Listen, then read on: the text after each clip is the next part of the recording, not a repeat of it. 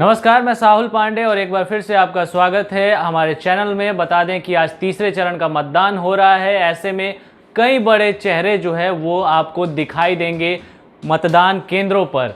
दूसरे चरण में भी कई बड़े नेता दिखाई दिए थे और इस बार के चुनाव में भी कई मंत्रियों की जो साख है वो दांव पर लगी है। ऐसे में वो भी वोटिंग करने के लिए पहुंच रहे हैं। लेकिन इस सब के बीच जो है एक नाम जो कि पिछले कई दिनों से बिहार में गूंज रहा है वो है पुष्पम प्रिया चौधरी का, जिनकी पार्टी है प्लुरल्स पार्टी। उस पार्टी की वो जो है संस्थापक भी हैं और इस पार्टी से जो है सीएम पद की दावेदार भी रही हैं। वो भी जो है मतदान करने अपने जो है गृह जिले के मतदान केंद्र पर पहुंची हैं। आपको बता दें कि दरभंगा के बलभद्रपुर के यहाँ का एक राजकीय मध्य विद्यालय है जहाँ के बूथ नंबर 272 पर वो मतदान करने पहुंची। इस दौरान वो अपने गाड़ी से वहाँ पहुंची और एक आम मतदाता की तरह जो है लाइन में खड़े होकर वो जो है मतदान करने के लिए मतदान केंद्र के अंदर पहुंची। मतदान देने के बाद प्रिया चौधरी से जो है हमारे पत्रकारों ने बात की, हमारे रिपोर्टर्स ने भी जो है बात की, कई सारे सवाल पूछे। इन सवालों का जवाब पुष्पम प्रिया चौधरी ने दिया है। जरा सुनिए क्या कह रही हैं। पहले भी कहा था हाँ। आगे बढ़ने का वक्त है और आगे हम तभी बढ़ेंगे जब नीतीश जी और लालू जी से मुक्ति पाएंगे। यही सोच के वोट किया है। लेकिन नीतीश जी ने कहा कि ये मेरा अंतिम चुनाव है। हाँ, मैंने सुन लिया। चुनाव तो वैसे भी उन्होंने लड़ा ही नहीं है विधायक का, तो अंतिम चुनाव का क्या मतलब है। और जहाँ तक एज ए मुख्यमंत्री उम्मीदवार वो कहना चाहते हैं अंतिम चुनाव है, तो ये चुनाव भी नहीं होना चाहिए था। 15 साल तो हमने उन्हें दिए हैं, पर अब सम्मान के साथ रिटायरमेंट ले लेनी चाहिए थी। आप भी चुनाव आप लड़ रही अपने हैं। लिए क्या देख रही हैं इस चुनाव में?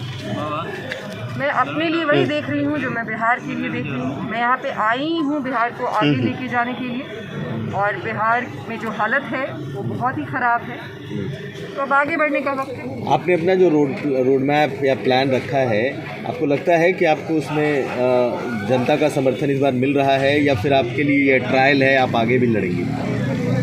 आगे भी लड़ेंगे, ज़रूर आगे भी लड़ेंगे, लेकिन हाँ, मुझे जनता का समर्थन मिल रहा है। इस चुनाव में जीतेंगे। कितना सीट आप लाएंगे इस चुनाव में, जितने भी आपने कैंडिडेट उतारे? क्या एक्सपेक्टेशन है, कितने कुछ तो होंगे ना? ये जो भविष्यवाणी करने वाली चीज़ है वो मुझे पसंद नहीं है।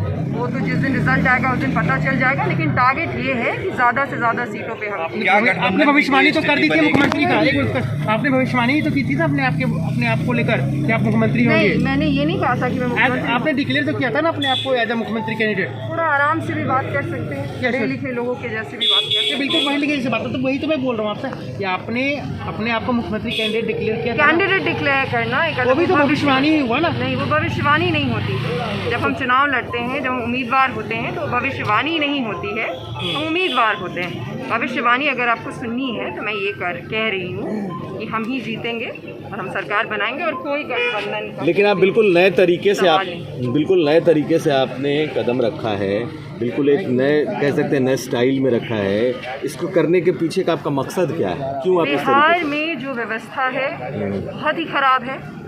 राजनीति का स्तर जो है वो बहुत ही गिर गया है। यहाँ पे राजनीति और चुनाव सिर्फ 2 चीज़ों के दम पे होती है। एक तो बहुत ज़्यादा पैसा जो ये 5 साल में वहाँ पे बैठ के कमाते हैं, वो पैसा सबको पता है, बांटा जाता है, और जो भी होता है ये ऑल अवेयर, सबको पता है। और दूसरा, लोगों को लड़ा के, अलग अलग समुदाय के लोगों को लड़ा के लोगों को पिछड़ा रखते हैं।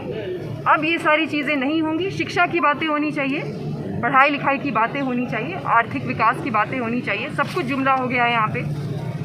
आर्थिक अपॉर्चुनिटीज़ देनी होंगी। तो आपने पुष्पम प्रिया चौधरी को सुना कि किस तरीके से वो बता रही हैं कि इस बार लालू और नीतीश कुमार से जो है मुक्ति लेने के लिए उन्होंने जो है वोट किया है। साथ ही साथ उन्होंने ये भी कहा कि बिहार में जो है विकास होना चाहिए, वो बिहार को बदलने आई हैं और इसी को लेकर के उन्होंने ये मतदान किया है। जब उनसे बात पूछा गया कि वो अपनी पार्टी को लेकर के क्या भविष्यवाणी करती हैं, तो वो जो है पत्रकारों पर ही भड़क गई और यहाँ तक कह दिया कि एक सभ्य आदमी की तरह बात करिए। हालांकि आपको बता दें कि जब पत्रकारों ने उनसे उल्टा सवाल कर लिया कि भविष्यवाणी तो आपने भी की थी कि सीएम बनेंगी, क्या हुआ उसका, तो उन्होंने कहा कि उन्होंने सिर्फ कैंडिडेट के तौर पर कहा था, बल्कि कोई भविष्यवाणी नहीं की थी। खैर, ये तो वक्त की बात है। हर किसी को चुनाव के आखिरी समय में पता ही चल जाता है कि वो कितना अच्छा प्रदर्शन करेगा। पुष्पम प्रिया की पार्टी प्लुरल्स क्या प्रदर्शन करेगी ये भी 10 तारीख को पता चल ही जाएगा। फिलहाल इस रिपोर्ट में इतना ही। आप हमारे साथ बने रहें, यूं ही हम आपको पल पल की अपडेट पहुंचा रहे हैं। धन्यवाद।